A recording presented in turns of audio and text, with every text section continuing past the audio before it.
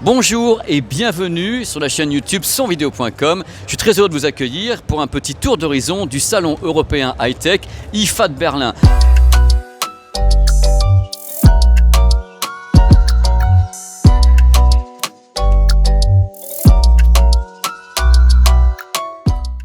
Alors l'IFA, c'est le plus grand salon européen de l'high-tech. Il y a vraiment des tas d'intervenants qui sont ici, de Sony à LG en passant par l'audio, des tas de choses. Il y a des drones et tout. On va faire des petits sauts de puce comme ça, de stand en stand pour voir les nouveautés. Des petites pastilles vidéo comme ça, collées les unes à côté des autres. C'est un salon sympa cette année 2019, mais c'est pas le plus grand salon de Berlin que j'ai vécu. Il y a des nouveautés, mais c'est pas à tomber par terre non plus. C'est des petites choses sympas. Il y a surtout des confirmations de choses qui sont produites lors de Las Vegas, du CES, des trucs qui ont été proposés au CES. Et là, c'est confirmé pour l'Europe. Donc des téléviseurs qui étaient présentés au CES se retrouvent ici, etc. Mais globalement, je ne vais pas vous mentir, il y a des choses intéressantes, mais sans plus. Il y a des petites choses très très sympas et très impressionnantes quand même. Vous allez voir, une belle mise en scène. Tiens, TZ700. Voici parmi les meilleurs intras que j'ai écoutés pendant l'IFA de Berlin. Technics. Lance un produit tout à fait particulier, c'est un délire d'ingénieur. Le mec est parti littéralement en vrille, il a créé une sorte de driver qui est suspendu magnétiquement avec un amortissement par huile et le résultat est absolument dingue. Alors a priori ça coûtera entre 1000 et 1300 euros, on ne sait pas encore pour le produit pour la France. Et le produit est fou, quoi, complètement fou. On en reparlera je pense bientôt sur sonvideo.com si on peut en reparler. LG Electronics. Cette fois-ci, il y a une zone particulière, une zone VIP, une sorte de musée de la gamme Signature, dont des modèles absolument pas importés en Europe. Donc il y a tout. Donc la gamme Signature, c'est le haut de gamme du haut de gamme de chez LG. Il y a des machines à laver, il y a des purificateurs d'air et il y a bien sûr l'OLED Air. L'OLED Air, c'est le LED enroulable qui est ici. Et voilà. Ça, c'est le LED Signature classique tel qu'on le connaît. Avec la barre de son Dolby Atmos, LG Signature. Voici le LED Air, dont je n'ai pas le prix non plus encore. J'ai eu des supputations de prix, on a essayé de m'en donner un, puis ça a changé entre temps, donc c'est pas encore prêt pour l'introduction en Europe. Il y a également tous les éléments de type électroménager, avec les climatiseurs, avec des designs particuliers. Franchement, c'est très futuriste. Voilà, la jeune fille va le faire à nouveau. Thank you. C'est sublime.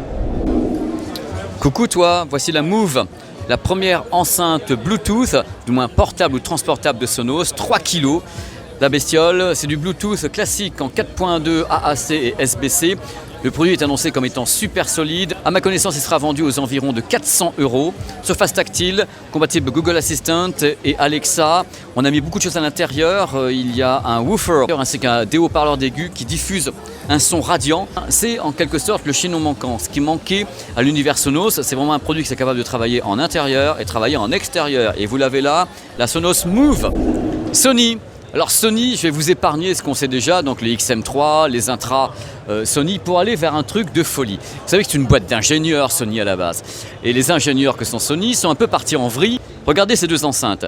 Les SA-Z1 sont des enceintes particulières de la gamme Signature. Vous avez ici deux haut-parleurs de graphe qui sont parfaitement alignés. C'est carrément chirurgical. On les a alignés et à l'extérieur, on a donc ici des tweeters. Il y a 3 tweeters, il y en a un qui est central et 2 autres qui le soutiennent.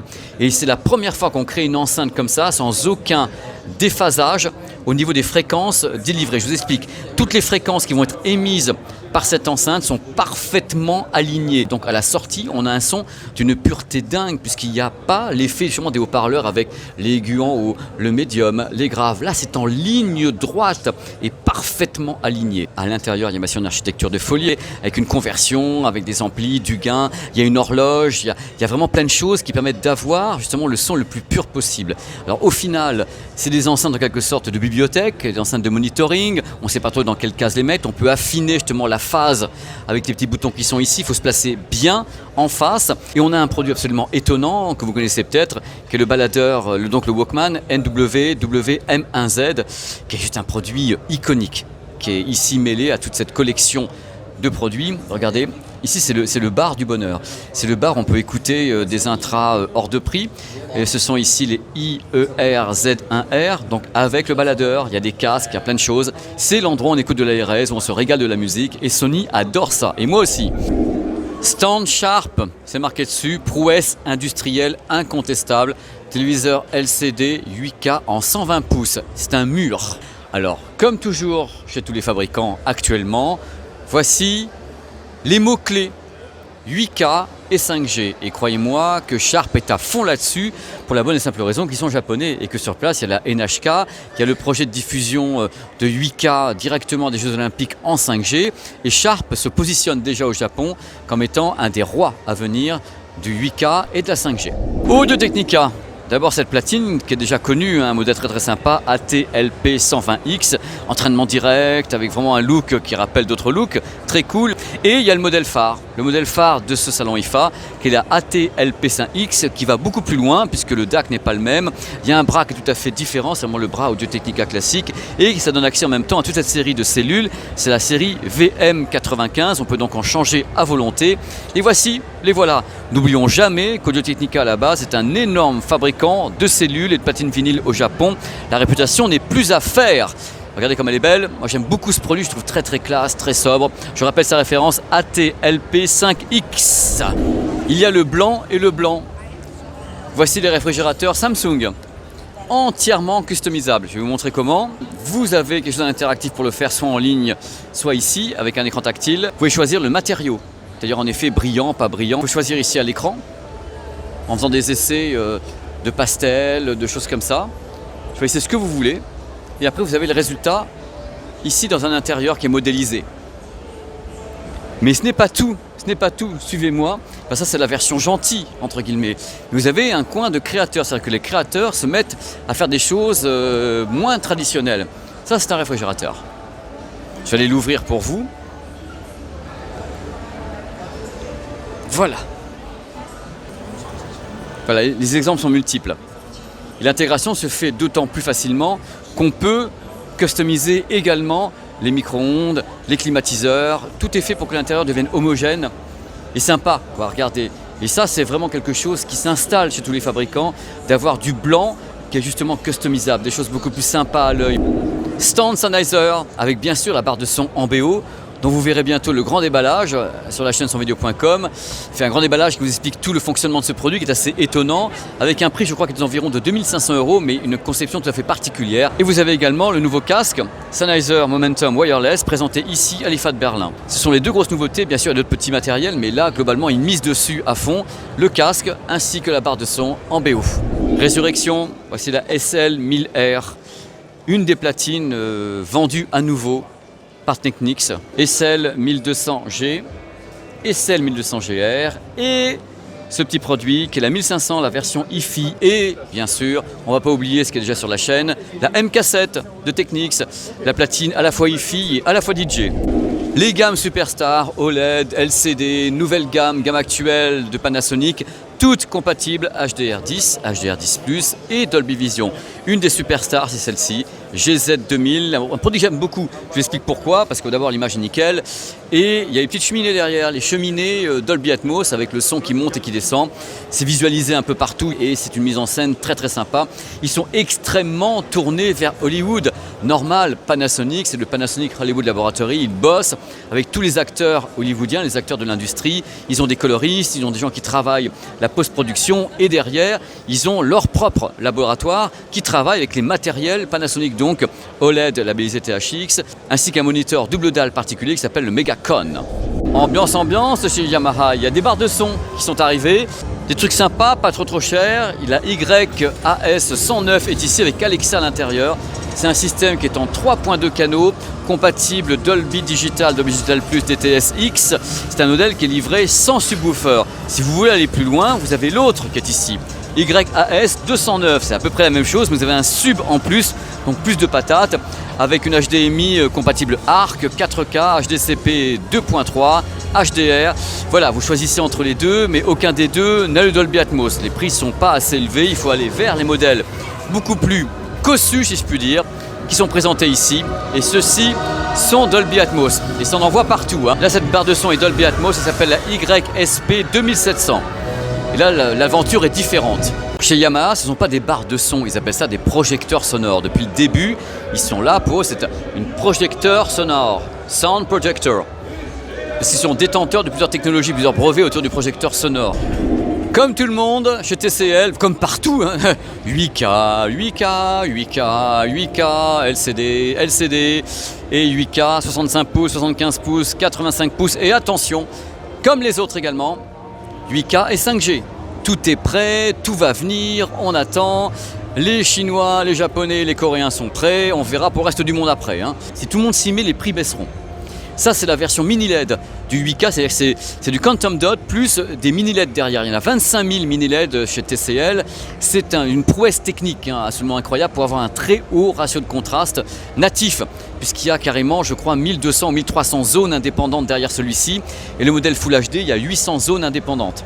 Tout simplement, il est 8K HDR 1000, ce produit. Concept, Copra, voici une enceinte.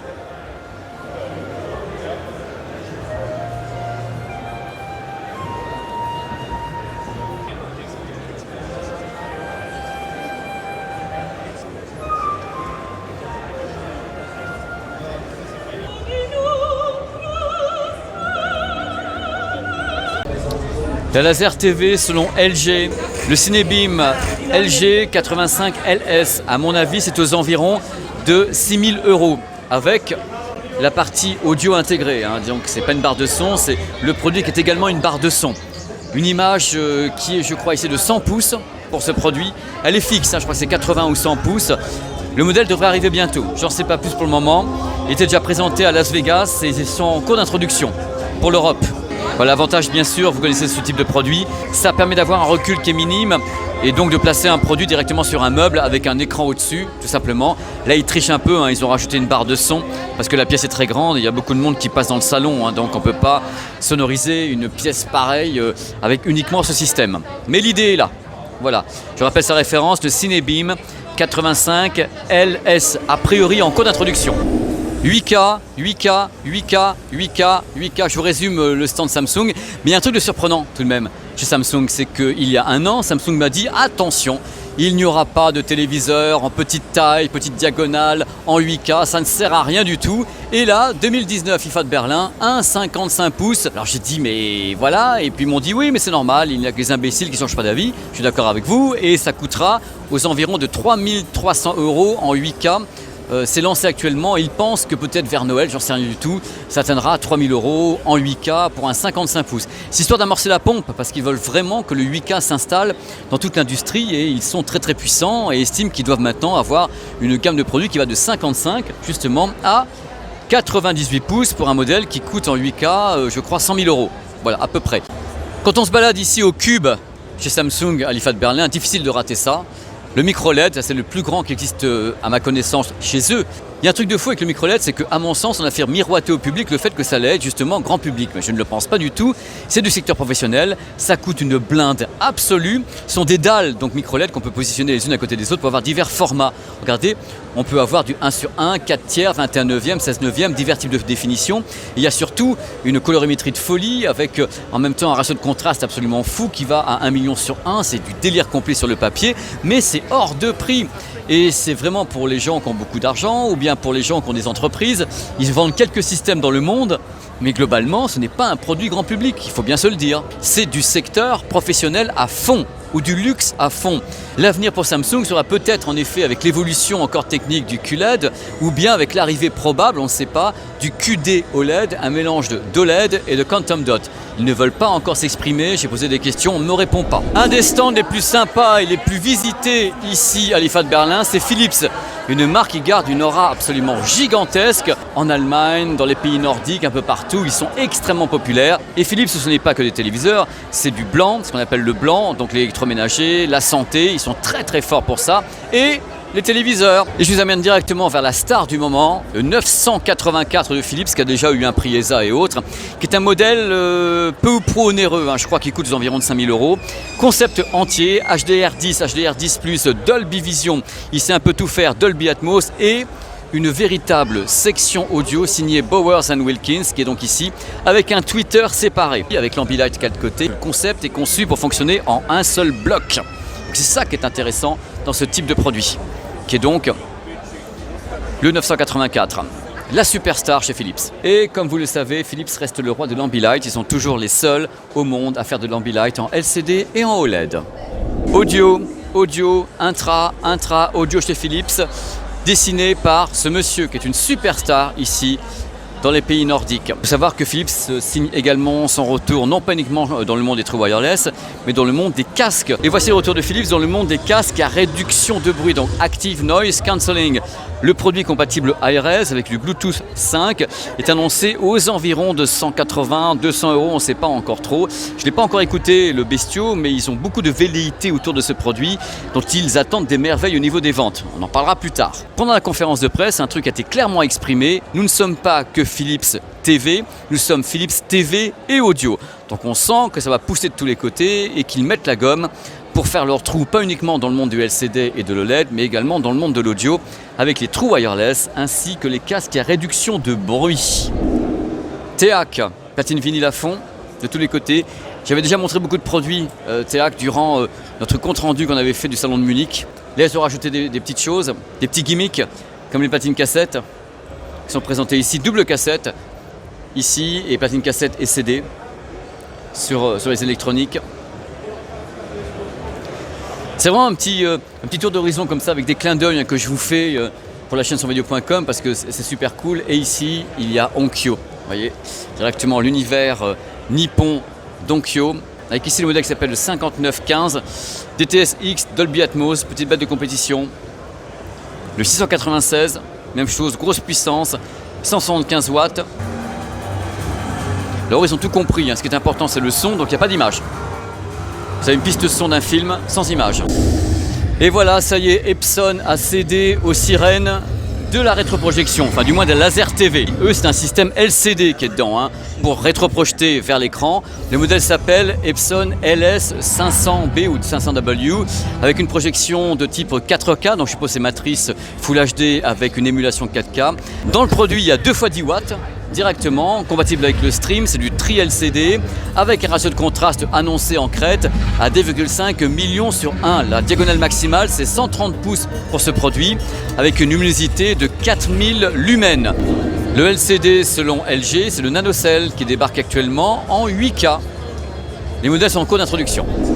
Pioneer présent ici à l'IFA de Berlin avec cette section, la partie DJing de Pioneer, donc c'est bien de les voir ici parce qu'il y a toujours quelques inquiétudes sur Pioneer actuellement, sur le DJing, et là ils sont là avec des gammes différentes que les gens connaissent. Il y a des produits très début de gamme, milieu de gamme, semi-pro, pro et bien sûr les fameuses platines DJ dont les 700 ici, le 250 MK, qui sont des platines très très connues par tous les gens qui pratiquent le DJing, et les enceintes, les retours ici DJ50X. Et vous avez le pendant hi-fi avec tous les nouveaux modèles Pioneer au niveau des casques, au niveau des intras, True Wireless, qui sont présentés ici à Berlin, avec également les électroniques, dont les amplis home cinéma. Ici le LX904, le fameux lecteur de Blu-ray UDP LX500, véritable bête de compétition de chez Bête de compétition. J'adore ce produit qui a récolté justement un AISA Award. Le fameux PD50AE, un lecteur de CD et de super audio CD. Je ne vous le cache pas, Pioneer est une marque que j'affectionne extrêmement et je suis content quand j'arrive encore à les voir. Je vous le répète, toujours quelques inquiétudes pour cette marque, mais elle mérite vraiment d'avoir beaucoup de succès et de continuer à en avoir surtout. Ils ont des casques de secteur professionnel, intra pour le sport, toute une gamme de produits dont les True Wireless C5, les S3, les S6, S7, on a un peu cette finition superbe pour ce modèle. Pioneer. Présenté à Las Vegas, voici le premier téléviseur OLED 8K en 88 pouces. Technologiquement, c'est absolument dingue d'avoir réussi à faire ça parce qu'il faut caler bien sûr 33 millions de pixels sur une dalle OLED. À ma connaissance, le prix devrait tourner autour de 30 000 € pour le modèle 88 pouces. C'est un des tarifs que j'ai eu de la part des gens d'LG ici. Il n'y a pas à proprement parler de nouveaux téléviseurs chez Sony. Il y a les modèles habituels, dont ici le 8K qui est démontré, le modèle Master Series ZG9, qui est donc un modèle LCD 8K. Sony pousse le 8K mais tout doucement quand même, ils y vont mollo comparé à ce que fait LG ou bien Samsung avec les QLED, ils y vont à fond, ils disent voilà, nous on veut que dans les 5 ans les gens aient renouvelé leur matériel Ultra HD vers le 8K, on veut que ça aille vite. Sony est plus prudent. parce qu'ils sont en secteur pro, ils vont plus lentement, ils sont en mastering, ils savent très bien que pour le moment l'Ultra HD, le 4K est très très actuel, mais ils lorgnent vers l'avenir, évidemment avec le gaming, avec tout ce qui se passe au niveau de la captation en 8K et des projets de diffusion des Jeux Olympiques en 8K très prochainement au Japon. Barre de son Samsung 90 et 90R, un gros succès ici à Berlin pour le 7.1.4 Kano en Dolby Atmos et des TSX. Voilà, coucou en même temps. Ils sont très heureux, voilà, ils en vendent beaucoup, liés certainement au mariage maintenant, enfin au rachat par Samsung de l'univers Harman, c'est-à-dire AKG, JBL et Harman qui conçoivent justement ces barres de son maintenant pour le grand public.